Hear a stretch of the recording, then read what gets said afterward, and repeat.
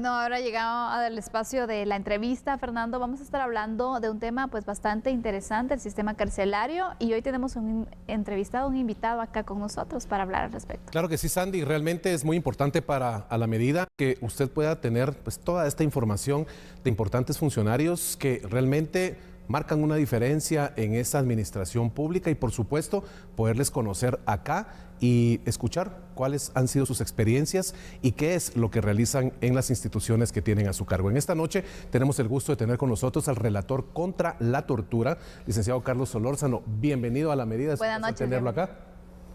Muchísimas gracias, Fernando, Sandy. Es una gran oportunidad la que tiene el Mecanismo Nacional a través de mi participación en este acto, en esta entrevista a La Medida. Quiero dejar un saludo, o traigo un saludo del Mecanismo Nacional, de la Oficina Nacional de Prevención de la Tortura, a nuestra gente, a nuestros pueblos, ya que ellos son los que hacen esta gran nación. Claro que sí, y es un honor tenerlo por acá. Quisiéramos preguntarle puntualmente cuál es la situación carcelaria en nuestro país y qué se debe hacer para mejorarla. ¿Podría comentarnos esto, por favor? Actualmente el Estado de Guatemala tiene cárceles a cargo del sistema penitenciario, pero también hay cárceles públicas. La suma total está arriba de los 25,000 privados de libertad.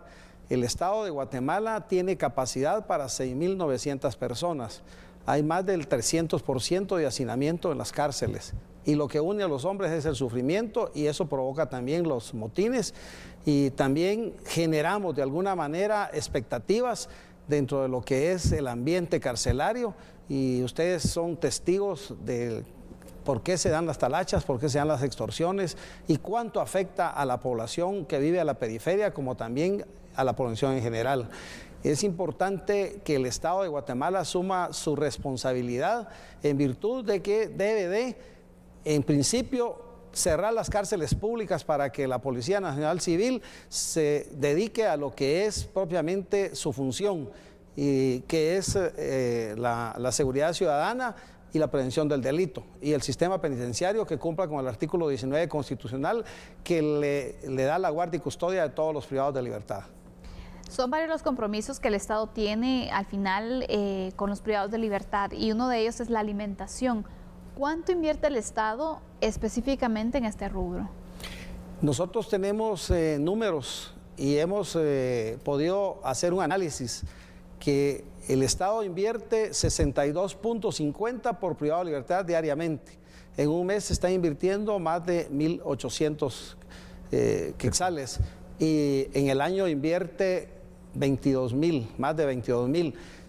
Pudiéramos hablar que de acuerdo, digamos, al derecho de redención de pena para aquellos que cumplen más de la mitad de la pena y que tienen buena conducta y han demostrado trabajo, como también aquellos que por una u otra razón se ha excedido y se ha abusado de la prisión preventiva, esta gente podría llegar a 5,000 personas. Y si nosotros tuviéramos esas personas afuera, el Estado estaría ahorrándose más de 112 millones de quetzales en el concepto de alimentación, hablando de forma genérica, amplia.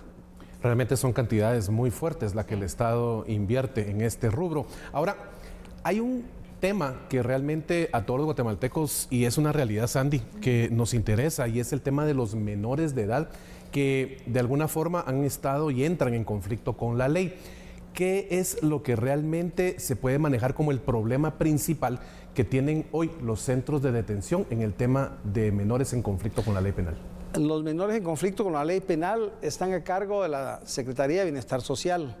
Hay una subsecretaría de reinserción social. Actualmente estamos hablando de casi 1,000 menores en conflicto con la ley penal. Hay 5 centros. Quizá lo más valioso son el centro de casa intermedia, que es el plan piloto, donde los jóvenes tienen la oportunidad de ir a 3 programas. Diagnóstico, que les da la oportunidad de pasar a otro, que es oportunidad, y finalmente a lo que es esperanza. Cuando llegan a esperanza tienen oportunidad de una libertad anticipada o controlada que les permite estar con su familia y trabajar y estudiar. Esto es lo mejor que se puede tener dentro de ese, pero lamentablemente, como siempre, tenemos cosas negativas. hoy por hoy el tema de las menores en conflicto con la ley penal cohabitan todas, menores de edad, pandilleras, menores de edad, mayores de edad, pandilleras y también madres con niños. Están en un solo centro. Si bien es cierto, hay personas que están en condiciones de provisional, también hay sancionados. Y estos sancionados son los que ya tienen la mayoría de edad, pero lamentablemente el estar en un mismo centro genera problemas y conflictos a las mismas menores de edad.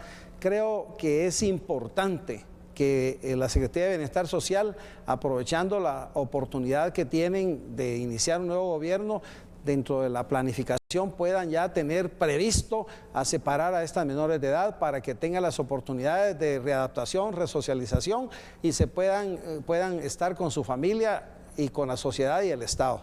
Sí, porque de lo contrario la reinserción social se ve complicada también. Sabemos que por el sistema también se busca que tengan una segunda oportunidad, puedan reintegrarse a la sociedad y cambiar esa realidad, pero en las visitas o en las evaluaciones que usted han realizado específicamente en centros de privación de libertad o en estos lugares donde están los menores en conflicto con la ley penal, ¿qué es lo que han podido encontrar ustedes como complicado también para que se pueda dar esta reinserción social? ¿Qué es lo más difícil? Cuando hacemos una visita, hacemos un informe y hacemos recomendaciones. Y las recomendaciones van dirigidas a las autoridades o instituciones que tienen la obligación de coadyuvar para poder resolver, ya que convergen también dentro de la responsabilidad que tiene el Estado.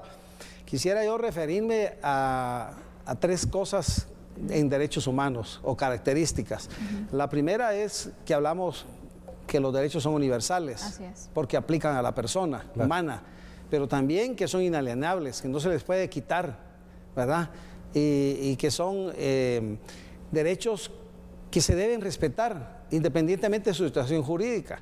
Entonces, el Estado y las instituciones tienen la obligación de trabajar para que estas personas puedan reinsertarse a la sociedad y puedan regresar, digamos, a una vida normal, productiva, ya que entran como menores pero salen como mayores.